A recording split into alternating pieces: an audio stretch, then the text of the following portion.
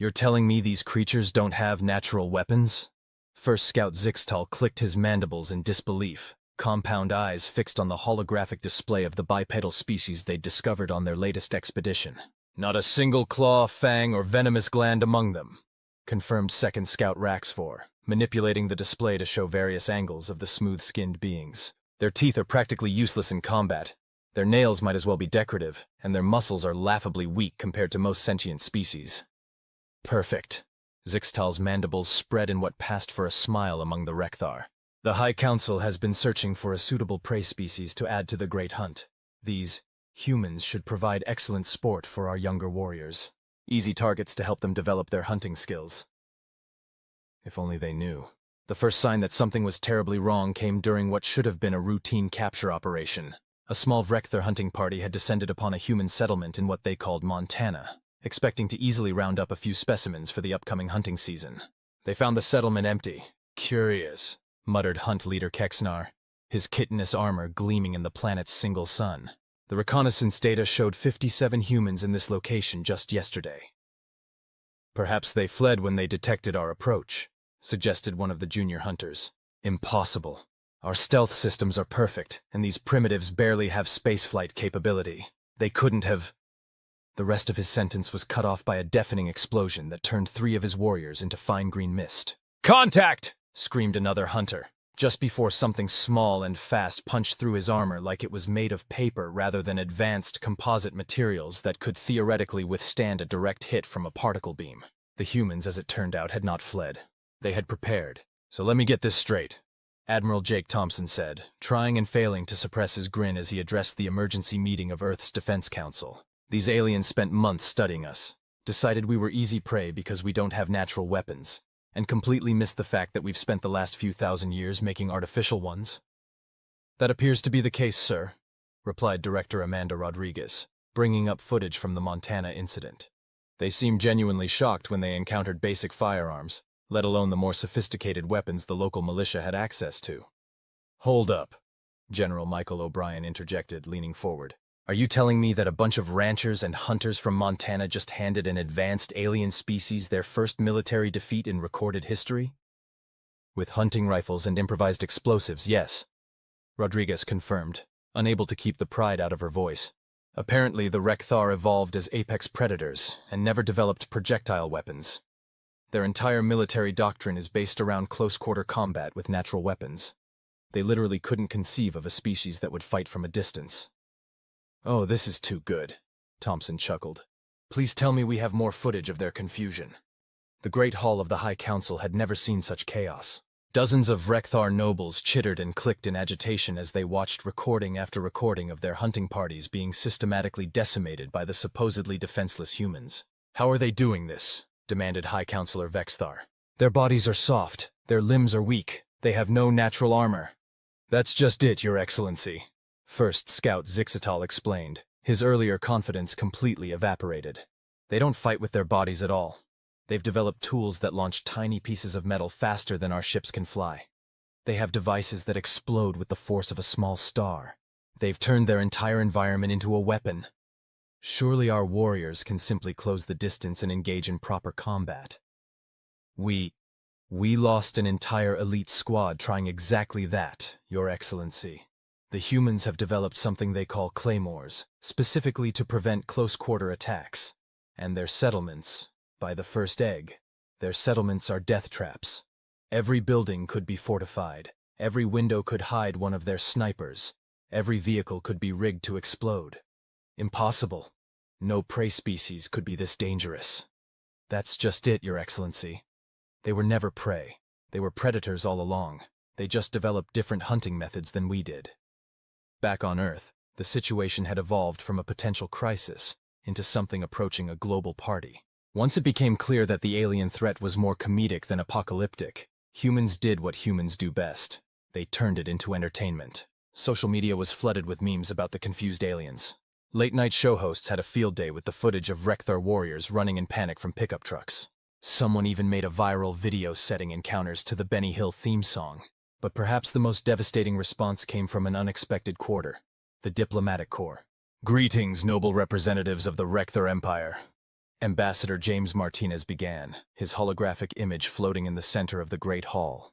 I come before you today to address the recent misunderstanding between our species. The assembled Vrekthar nobles shifted uncomfortably. They'd expected threats, demands for reparations, perhaps even a declaration of war. The humans' calm, slightly amused tone was somehow worse. We understand there was some confusion about humanity's status as a prey species, Martinez continued, his smile growing slightly wider. We would like to correct this misconception and extend an invitation. An invitation? High Counselor Vexther asked suspiciously. Yes. You see, on Earth, we have a long tradition of what we call cultural exchange programs. We would be delighted to host a delegation of your young warriors and teach them about human hunting techniques. In return, perhaps some of our military personnel could learn about your close combat traditions. The Great Hall erupted in confused chittering. This wasn't how prey was supposed to behave. Are you suggesting an alliance? Vexther asked incredulously. Oh, much more than that, Martinez replied. We're suggesting a partnership. After all, any species that's survived long enough to achieve spaceflight must have something to teach others. Wouldn't you agree? And while we may have different approaches to combat, isn't that all the more reason to learn from each other? 1 year later. I still can't believe this is working, Admiral Thompson mused, watching through the observation window as a group of Vrekthar warriors attempted to master the human art of skeet shooting. Their natural reflexes made them excellent shots, once they got over their initial reluctance to use artificial weapons. Humans have always been good at turning enemies into friends, Rodriguez replied. Usually right after we prove we can blow them up if necessary. Did you see the latest reports from the joint training exercises? Apparently some of our Marines have started incorporating Vrekthar combat moves into their hand-to-hand training. They're calling it Alien Fu, and the Vrekthar are completely redesigning their ships to accommodate ranged weapons. They're particularly fond of railguns for some reason. Well, they do appreciate elegance in hunting, Thompson chuckled. Speaking of which, have you heard about the upcoming joint hunting expedition? You mean the one where we're teaching them about fishing? Please tell me someone is recording that. Oh, it's better than that. We're teaching them about fly fishing. Apparently the concept of catching prey with fake insects on strings is causing quite the philosophical crisis in their warrior caste. The story of humanity's first contact with the Vrekthar became a classic example of what humans do best, turning potentially disastrous situations into opportunities for growth, learning, and occasionally a good laugh. The Vrekthar, for their part, eventually developed a keen appreciation for human ingenuity. They still maintained their warrior culture, but it evolved to embrace a broader definition of strength, one that recognized the power of intelligence and tool use alongside natural weapons. As for the original hunting parties that had so dramatically underestimated humanity, they became instructors in the newly established Interspecies Combat Academy, teaching young humans and Vrekthar alike about the importance of never making assumptions about one's opponents. And if some of the lessons began with showing footage of their embarrassing defeats in Montana, well, that was just part of the learning experience. The universe, it seemed, had a sense of humor after all, and humanity, as usual, was laughing all the way to the next adventure. Hey, did you hear about the Vrekthar assessment of Earth's wildlife? Asked a junior diplomat during one of the regular cultural exchange meetings. No, what did they say? Replied his human counterpart. They're absolutely terrified of bears. Apparently they can't understand how we survived on a planet with creatures that combine natural weapons and tool use. Someone showed them a video of a bear opening a car door, and they've been having existential discussions about it ever since. Wait until they hear about raccoons. You want to teach them what? High Counselor Vexthar's mandibles twitched in what the human diplomatic corps had learned to recognize as extreme confusion. Paintball, Ambassador Martinez repeated, maintaining his professional demeanor despite the growing urge to smile. It's a training exercise where participants use compressed air to launch capsules of colored paint at each other. It's excellent practice for both tactical thinking and ranged combat. You deliberately make your training less lethal? The concept seemed to physically pain the Vrekthar leader. Sometimes the best way to learn is when you're not worried about dying, Martinez explained. Plus, it's fun. Fun, Vexthar repeated the word like it was in a foreign language. In combat training. The human ambassador's smile finally broke through. Trust me, your warriors are going to love this. 3 months later, the Interspecies Combat Academy's newest facility was a sight that would have been impossible to imagine just a year ago. Vrekthar warriors, their naturally intimidating forms now spattered with neon colors, were engaging in tactical maneuvers against human opponents across an elaborate obstacle course. "Blue team, watch your left flank!" shouted Master Sergeant Diana Reynolds, her voice carrying across the training ground. "And Crickstall, stop trying to eat the paint capsules. We've been over this. They're not actually food." The young Rekther warrior in question quickly spat out the purple paintball he'd been curiously nibbling, managing to look embarrassed despite his alien features. "I still can't believe how quickly they took to this," commented Colonel Robert Jackson, watching from the observation deck.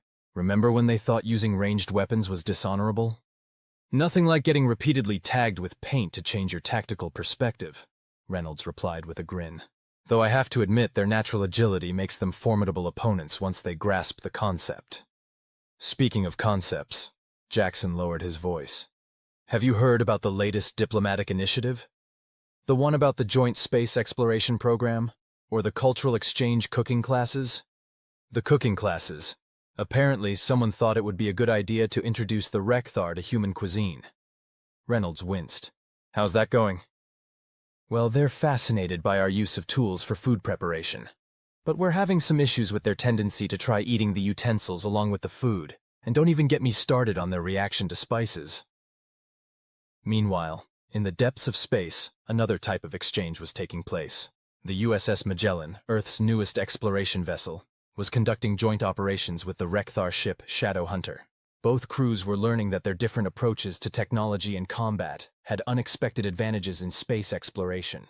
"Captain," the Magellan's sensor officer called out, "we're detecting unusual energy readings from the asteroid belt ahead." Captain Lisa Morrison exchanged glances with her Rekthar counterpart, Hunt Master Jixnar. "What kind of readings?" "They're similar to the signature of a cloaked ship, but there's something off about them." Jixnar's mandibles clicked thoughtfully. "Perhaps we should investigate. My warriors are excellent at close-quarter combat should we encounter hostile forces. And my crew has some of the best long-range scanning and weapon systems in the fleet," Morrison added. "Shall we?" The Huntmaster's mandibles spread in what humans now recognized as a smile. "As your people say, ladies first." The joint investigation led to the discovery of a previously unknown species that had been using the asteroid belt as a hiding place while conducting raids on passing cargo ships. The combination of human technology and Rekthar combat expertise made short work of the pirates, leading to yet another successful collaboration between the two species. But perhaps more significantly, it led to an interesting diplomatic dinner conversation. "So," Ambassador Martinez began, addressing the assembled human and Rekthar leaders, "I understand our joint patrol encountered some excitement in the Perseus sector." "Indeed," High Counselor Vexthar replied, carefully manipulating his Earth-made silverware. He'd finally learned not to eat the utensils, though he still found them unnecessarily complicated. "It seems we are not the only species to have underestimated humans. The pirates appeared to be operating under the same misconception we once held," added Huntmaster Jixnar. "They assumed that because humans rely on artificial weapons, they would be easy prey when separated from their technology." "I take it they learned otherwise?" Martinez asked, though his expression suggested he already knew the answer. "Captain Morrison's crew disabled their weapons with a targeted electromagnetic pulse," Jixnar explained, a note of admiration in his clicking voice. "And when the pirates attempted to board, let me guess," Martinez interjected, "they discovered that humans have been practicing hand-to-hand combat with Rekthar warriors for the past year?" "The footage has already become required viewing at the Academy," Vexthar confirmed, "particularly the part where your Marine Sergeant used what she called a suplex on their leader. Though I must admit," Jixnar added, "we are still debating whether that particular move should be classified as combat or performance art." "With humans," Martinez chuckled, "it's often both." The news of the joint victory spread quickly through both human and Rekthar space, further cementing the unlikely alliance. But it also had an unexpected effect on the wider galactic community. Other species, who had been watching the human-Rekthar relationship with varying degrees of concern and curiosity, began to reconsider their own assumptions about both races. The sight of humanity's adaptability combined with Rekthar martial prowess created a formidable impression. "We've been receiving increasing numbers of diplomatic inquiries," Director Rodriguez reported during a council meeting. "It seems our partnership with the Rekthar has made us rather popular in galactic political circles." "Popular?" Admiral Thompson raised an eyebrow. "Or feared?" "Both, actually. Several species have expressed interest in joining our cultural exchange programs, though I suspect some of them are more interested in making sure they're not on our bad side. Well, Thompson mused, nothing brings people together like a healthy respect for each other's ability to cause trouble. Speaking of trouble, Rodriguez added with a slight smile, the Rekthar have submitted a formal request to participate in our next Olympic Games. Thompson nearly choked on his coffee. They what? Apparently, after learning about human sports, they've developed quite an interest in athletic competition. They're particularly keen on gymnastics, believe it or not. Something about the combination of physical prowess and precise control appealing to their warrior aesthetics. Please tell me someone is documenting all of this. Oh, extensively. The anthropology departments at several universities are having a field day. Though we did have to explain that the term field day doesn't actually involve combat in a field anymore. As the alliance between humans and Rekthar continued to evolve, both species found themselves changing in unexpected ways. The Rekthar began incorporating more technology into their traditional hunting practices, while humans gained a deeper appreciation for the value of natural abilities and instincts. But perhaps the most significant change was in how both species viewed the concept of strength. The Rekthar learned that true power could come from sources other than natural weapons, while humans were reminded that their greatest strength lay not in their tools, but in their ability to adapt and learn from others. And if anyone in the galaxy still harbored thoughts of treating either species as prey, well, they'd have to deal with both humanity's ingenuity and the Rekthar's ferocity, a combination that was quickly becoming legendary in galactic circles. You know what the really funny part is? Ambassador Martinez remarked during one particular diplomatic function. If they hadn't tried to hunt us, we might never have become such close allies. Indeed, agreed High Counselor Vexther, though I must admit, I'm still trying to understand your species' insistence on turning everything into a sport or game. Oh? Martinez's eyes twinkled with mischief. Have you heard about laser tag yet? The High Counselor's mandibles twitched nervously. Do I want to know? Trust me, Martinez grinned. You're going to love it. Educational exchange program? First Scout Zixtal stared at the proposal floating in the holographic display. With human children? Indeed, Ambassador Martinez confirmed, his expression carefully neutral despite the amusement dancing in his eyes. Several Earth universities have expressed interest in hosting Rekthar students, and numerous human families have volunteered to participate in secondary school exchanges. But our young are... Zixtal paused, searching for a diplomatic way to express his concern. Energetic. So are human teenagers, Martinez replied. We believe that's precisely why this could work.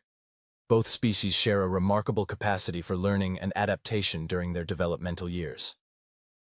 High Counselor Vexther, who had been quietly observing the exchange, finally spoke. And you believe this will strengthen our alliance? Consider how much our adult populations have learned from each other in just over a year, Martinez pointed out. Now, imagine what we could achieve if we started that cultural exchange earlier. 6 months later, Stanford University, Earth Professor Eleanor Richards had seen many unusual things during her tenure as head of xenobiology, but nothing quite prepared her for the sight of a young Rekthar attempting to operate a microscope while simultaneously trying not to eat it. Remember, Caxter, she said patiently, scientific instruments are for observation only. The Rekthar student's mandibles clicked in embarrassment. Apologies, Professor. The metal smells intriguing. If you're interested in the composition of laboratory equipment, perhaps we should schedule some time in the materials science department, Richard suggested, after we finish examining these cellular samples. Across campus, in the athletic complex, a different kind of integration was taking place. Excellent form, Tixnar! Coach Marcus Bradley called out as the young Rekthar executed a perfect dismount from the high bar. Your natural agility is perfect for gymnastics. Just remember to point your, well, whatever those appendages are called. Grasping tendrils, Coach. The student chittered happily. And thank you, though I still don't understand why we can't add combat maneuvers to the routine. One step at a time, Bradley chuckled. Let's master the basics before we try to revolutionize Olympic gymnastics. Meanwhile, at a high school in Tokyo, Japan.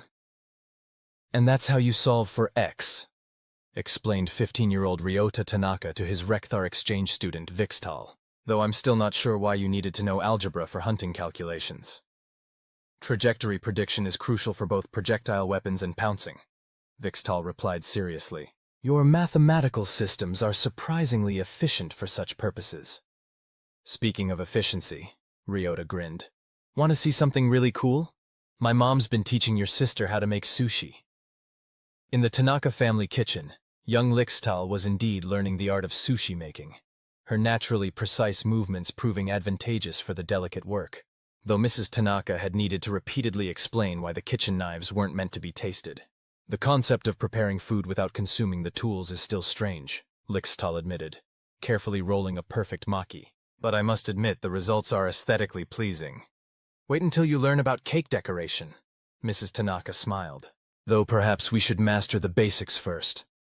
The success of the educational exchange program led to unexpected developments in both human and Rekthar society. Young Rekthar began incorporating human concepts into their traditional combat training, while human students developed new perspectives on physical capabilities and natural adaptations. But perhaps the most significant change came in the form of art. The Galactic Cultural Exhibition, hosted on a neutral space station, featured a collaborative piece that captured the attention of dozens of species. A massive sculpture created by human and Rekthar students depicted two hands, one human, one Rekthar, reaching toward each other. The human hand held a tool, while the Rekthar's natural weapons were partially retracted, a powerful symbol of how both species had learned to balance their natural and developed abilities. It's remarkable, commented Ambassador Martinez to High Counselor Vexthar as they observed the sculpture. A year ago, the idea of our young people collaborating on art would have seemed impossible. Indeed, Vexthar agreed, though I must admit, I'm somewhat concerned about the latest trend among our warriors in training. Oh? They've discovered something called social media. Apparently they're now posting what they call challenge videos combining traditional Rekthar combat moves with human dance styles. Martinez tried and failed to suppress a laugh. Ah yes, TikTok has gone interstellar. Is this normal? Vexithar asked, mandibles twitching anxiously. For teenagers? Absolutely. Just wait until they discover memes. The integration of young Rekthar and humans had another unexpected effect. It forced both species to reconsider their assumptions about education and development. Human schools began incorporating more physical and instinctual learning into their curricula, while Rekthar training centers added more emphasis on technological literacy and creative problem-solving. This led to the creation of the first truly integrated educational facility, the Interstellar Academy of Applied Sciences and Combat Arts, or Space High, as the students quickly dubbed it. Located on a purpose-built station in neutral space, the academy became a symbol of what could be achieved when different species worked together. Its first graduating class included both humans who could match Rekthar in hand-to-hand combat, and young Rekthar who could code complex algorithms. Did you see the latest project from the engineering department? Director Rodriguez asked Admiral Thompson during a tour of the facility. The students designed a hybrid combat simulator that combines Rekthar natural weapons with human technological interfaces. Impressive, Thompson nodded, though I'm more intrigued by what's happening in the cultural studies class. Apparently, they're doing a comparative analysis of human action movies and Rekthar hunt recordings. Oh yes, Rodriguez grinned. The students are calling it Predator vs. Predator, a cross-species study in combat cinematography. They're even working on a joint film project. Should we be worried about that? Probably, but it's bound to be entertaining. As the first academic year of the exchange program drew to a close, both species found themselves facing a new challenge: proud parents. The first interstellar graduation ceremony had to be carefully choreographed to accommodate both human and Rekthar traditions. This meant combining the human custom of throwing caps in the air with the Rekthar tradition of ritual combat demonstrations, though with significantly less lethal intent than usual. My daughter can now calculate orbital trajectories and disable an opponent with her bare hands, one human parent proudly told a Rekthar counterpart, though I'm a bit concerned about her new habit of clicking when she's excited. I understand completely, the Rekthar parent replied. My son has started using human gestures. Just yesterday, he attempted to give me a high five with his hunting claw. As the ceremony concluded, Ambassador Martinez found himself standing next to High Counselor Vexthar, watching the mixed group of graduates celebrating together. You know, Martinez mused, when we first proposed this program, many thought it would be impossible, that our species were too different, our methods too opposed. They lacked imagination, Vexthar replied, though I must admit, I never expected to see a Rekthar warrior performing what I'm told is called breakdancing. Life is full of surprises, Martinez chuckled. Speaking of which, have you heard about the latest proposal from the Academy's Student Council? Do I want to know? They want to organize an interspecies prom. Vexthar's mandibles twitched rapidly. A what? Trust me, Martinez grinned. It's a human tradition that I think your young warriors might actually enjoy. Though we might need to modify some of the dancing guidelines. The universe, it seemed, had not only a sense of humor, but also a talent for bringing unlikely allies together. And as human and Vrekthar young people continued to learn from each other, one thing became clear. The future would be far more interesting, and far more hopeful, than either species had imagined. A joint military academy? Admiral Thompson leaned forward in his chair, studying the proposal with intense interest. You're serious about this? Completely, General O'Brien confirmed. After the success of the educational exchange programs and the Interstellar Academy, it's the logical next step. We've already seen how effectively our species can combine our different combat philosophies. The Rekthar High Council has expressed considerable interest, Ambassador Martinez added, particularly after the recent joint operation in the Carina sector. That operation had become something of a legend in both human and Rekthar space. A combined task force had encountered a previously unknown hostile species that possessed both advanced technology and formidable natural weapons. The resulting battle had proven, beyond any doubt, the effectiveness of human-Vrekthar cooperation. Very well, Thompson nodded. Where do you propose to build it? That's the interesting part, Martinez smiled. The Rekthar have offered us Mars. 2 years later, the Mars Combined Combat Academy. Commander Jessica Walsh stood at the podium, addressing the first class of the newly established academy. Before her sat an unprecedented mixture of human and Rekthar cadets, all wearing the distinctive black and silver uniforms that symbolized their joint service. You represent something unique in the history of both our species, she began. The first truly integrated military force in known space. Each of you brings different strengths, different perspectives, and different traditions. Your challenge will be to forge these differences into something greater than the sum of its parts. In the front row, human cadet Marcus Reynolds glanced at his Rekthar squadmate, Tixvor. They had already discovered some interesting combinations of their abilities during preliminary training. Tixvor's natural climbing capabilities complemented Marcus's expertise with advanced targeting systems in ways neither species had anticipated. And speaking of challenges, Walsh continued, a slight smile playing at her lips. We've prepared something special for your first training exercise. I believe you humans have a saying. 2 heads are better than 1. We're about to test that theory, in vacuum conditions. The training exercise turned out to be more challenging than anyone expected. Each squad, comprised of both human and Rekthar cadets, had to navigate a zero-gravity obstacle course while defending against automated defense systems. Remember, Tixvor clicked to his human squadmates as they prepared to enter the course. In 0G, your projectile weapons have different trajectories. And your natural weapons have different momentum effects, Marcus added. We'll need to compensate for both. What followed was a display of coordination that would have seemed impossible just a few years earlier. Vrekthar warriors used their superior strength to launch their human teammates into strategic positions, while human marksmen provided covering fire with remarkable precision. The automated defenses, programmed with both species' combat data, found themselves outmaneuvered by tactics that didn't fit either species' traditional patterns. Now that, Commander Walsh remarked to her Rekthar counterpart, Combat Master Kexthal, is what I call adaptation. Indeed, Kexthal agreed, his mandibles spread in what humans now recognized as a proud smile. Though I'm slightly concerned about their method of celebrating victory. Walsh followed his gaze to where the successful squad was attempting to perform a zero-gravity version of a high five. The result was interesting. Well, she chuckled, they'll have plenty of time to practice. This is just the beginning. The Academy's influence soon extended far beyond military training. As cadets learned to combine their species' strengths, they began developing entirely new tactical doctrines.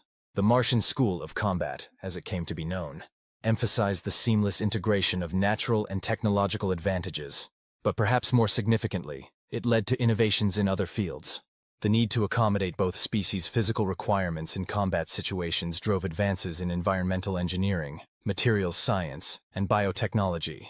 Have you seen the latest project from the R&D division? Director Rodriguez asked during a virtual meeting with the Joint Oversight Committee. They've developed a new type of adaptive armor that can switch between rigid and flexible states, combining the best aspects of both our approaches to protection. Fascinating, High Counselor Vexthar replied, though I'm more intrigued by the psychological effects of this integration. Our young warriors are developing problem-solving approaches that would have been unthinkable in traditional Vrekthar training.